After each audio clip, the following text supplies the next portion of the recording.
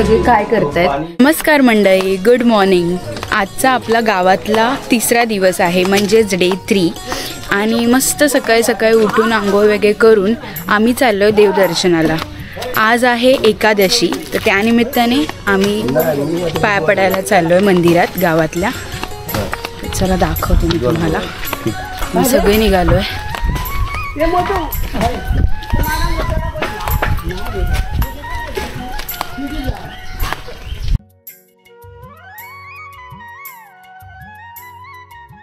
युगे 28 विठवरी उभा, वामांगी रखुमाई दिस दिव्य शोभा।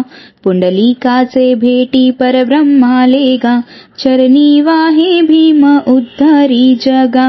देवगड जामसंडे कट्टा गावातील श्रीदेव विठ्ठल रुक्मिणी मंदिर हे मंदिर जुने असून खाडीपट्ट्यातील भाविकांचे श्रद्धास्थान आहे। या मंदिराचा जीर्णोद्धार नोव्हेंबर 2023 मध्ये झाला। हे मंदिर पूर्ण सफेद मार्बलने बनलेले आहे। भाविकांना ह्या मंदिराचे कोरीव काम आकर्षित करते। असे हे श्रीदेव विठ्ठल रुक्मिणी मंदिर। येथे दरवर्षी 1.5 दिवसाचा सप्ताह भरविला जातो। त्यात मुंबईहून चाकरमानी मोठ्या संख्येने उपस्थित राहतात। येथे बाहेरील गावातून दिंड्या येतात, सिनेरी केले जातात आणि आलेल्या सर्व पाहुण्यांचे घरोघरी आदरातिथ्य केले जाते।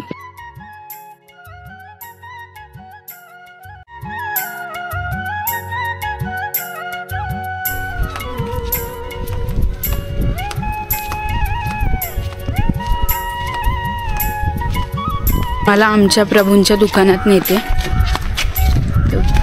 गावात एकच दुकान आहे आणि ते आहे प्रभूंचं, तर ते दाखवते मी तुम्हाला। कुठे आहेत काका?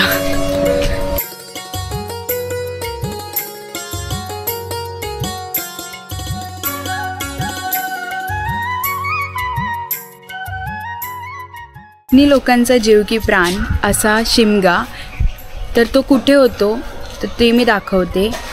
गावचा मांड दाखवते जिथे शिमगा होतो आमच्याकडे। तर चला आहे बघ ते शिमगा अलाउड आहे।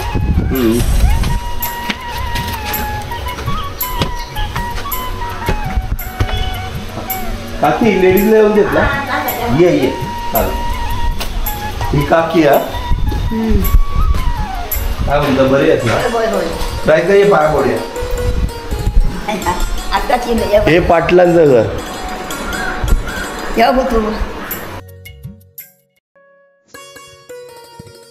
मांडावर शिमगोत्सव साजरा केला जातो। होळीच्या 3ऱ्या दिवसापासून ते अष्टमीची शेवटची रात्र ते सकाळी नवमीच्या पहाटे 5 वाजेपर्यंत श्रीराम रावणाचे युद्ध होते व रावणवध होतो।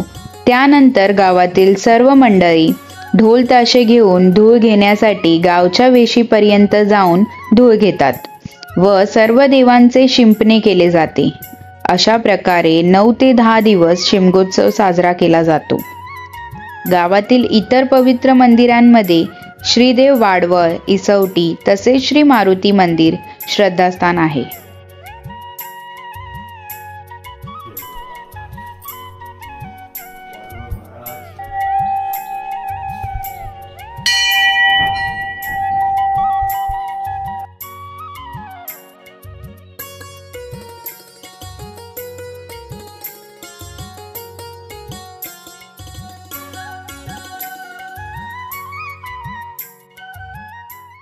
ही कौशल्या चित्रशाळा कट्ट्या गावात 3ऱ्या पिढी, आता त्यांची मुलं नातू हे कार्यरत आहेत आणि या मूर्त्या वगैरे घडवतात आणि बाहेर जातात या मूर्त्या त्यांच्या। आणि गावातल्या ह्याच्यामध्ये पण यांचं योगदान खूप अमूल्य आहे।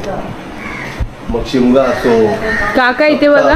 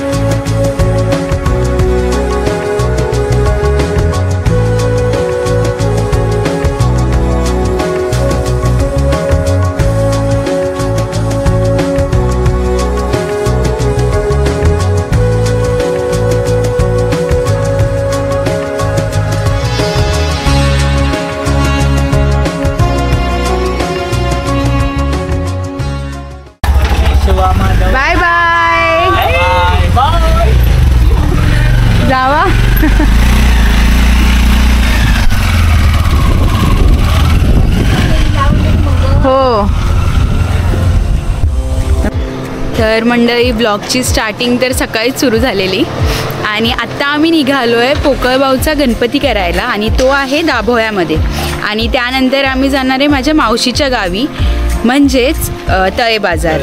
तर तिथे आपण माईला भेटूया. हा दोघं बसा. रस्सी रस्सी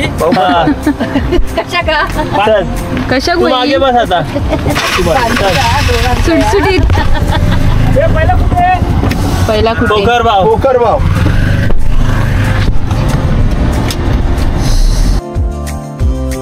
देवगड पासून 13 किलोमीटर अंतरावर असलेला पोखरबाव गणपती मंदिर अत्यंत देखणे असे देवालय आहे. दाभोळे गावापासून 2 किलोमीटर अंतरावर हे ठिकाण आहे. तर आम्ही पोकळबाव गणपतीला पोचलोय आणि ते आहे दाभोळेमध्ये. ही सगळे आम्ही रेडी आहोत. आम्ही फर्स्ट टाइमच आलो इकडे, तर चला आमच्या सोबत बाप्पाचं दर्शन करायला.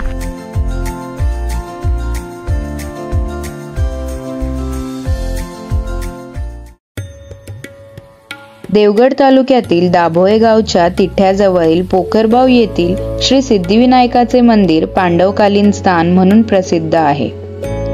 मंदिराच्या आजूबाजूचा परिसर आंब्यांच्या बागांनी सजलेला आहे.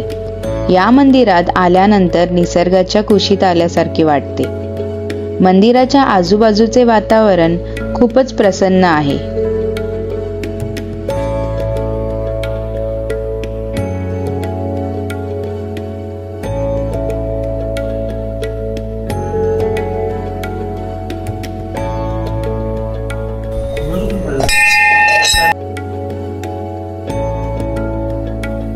पोकरबाव गणेश मंदिरात गणेशाची मूर्ती काळ्या पाषाणातील आहे. मूर्ती चतुर्भुज असून आसनावर बसलेली आहे. त्याच्या पायाशी वाहन उंदीर आहे.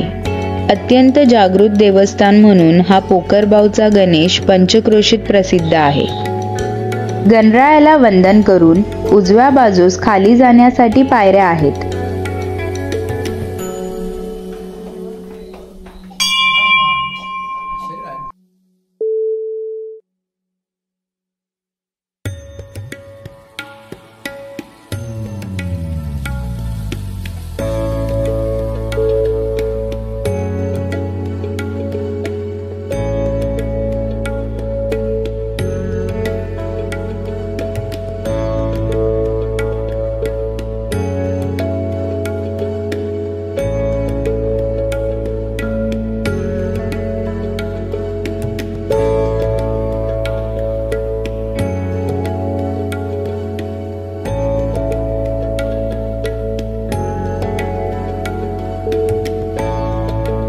तिथून खाली आल्यावर निसर्गरम्य वातावरणात स्वर्गीय सुख अनुभवता येते.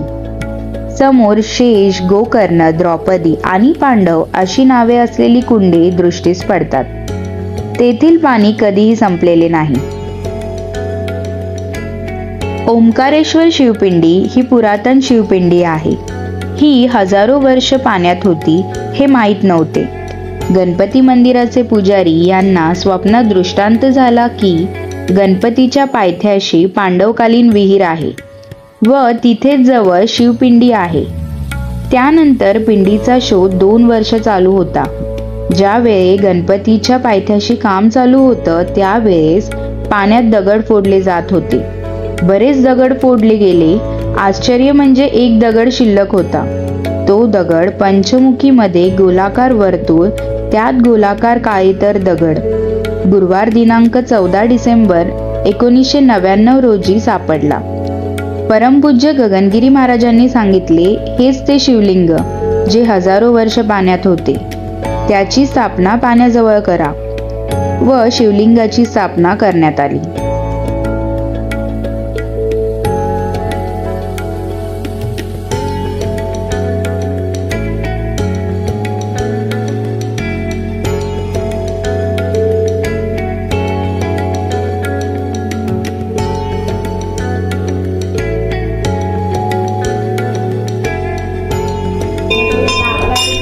तुम्हाला सांगते इथे काय चाललंय. हे सगळे काय करतायत, हे सगळे बघतायत सापाला.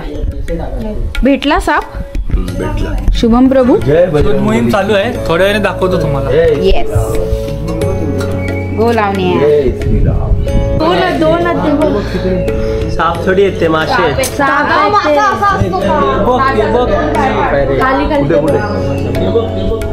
अबे मासा आहे तो उघडलं ते.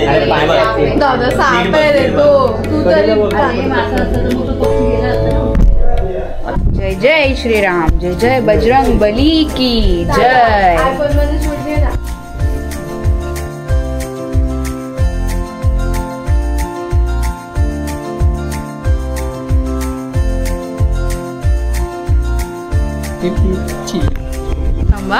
Smile please. गणपती बाप्पा मोरया. मंगल मूर्ती मोरया.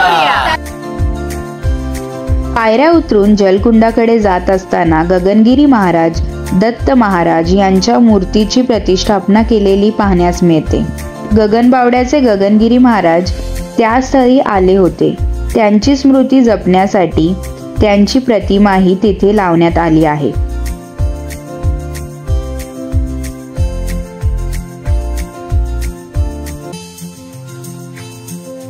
असा होता आजचा व्लॉग. तुम्हाला आमचा व्लॉग कसा वाटला नक्कीच कमेंट्समध्ये सांगा.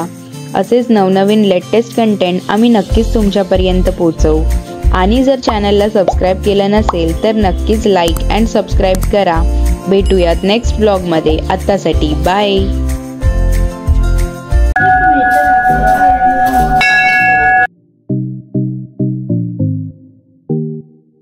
माई